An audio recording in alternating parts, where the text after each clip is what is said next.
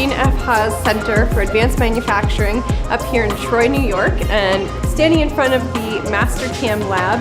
And we're incredibly proud to be sponsors of this lab and to be partnering with such an incredible facility that's pushing out the workforce of tomorrow. Workforce development is such an important initiative, and it's addressing the skills gap that is affecting not just us, but everybody here in the United States and worldwide. We had a lot of choices of where we wanted to go with CAD and CAM, and based on our experience, we wanted to stay and go with Mastercam.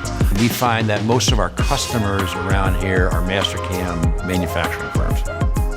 Mastercam has always been committed to education and ensuring that we're partnering with people that are addressing the workforce of our next generation. We have about 20 partners here, and Mastercam is one of our most important ones. This is an incredibly important thing for us to be a part of, and we're so happy to be here.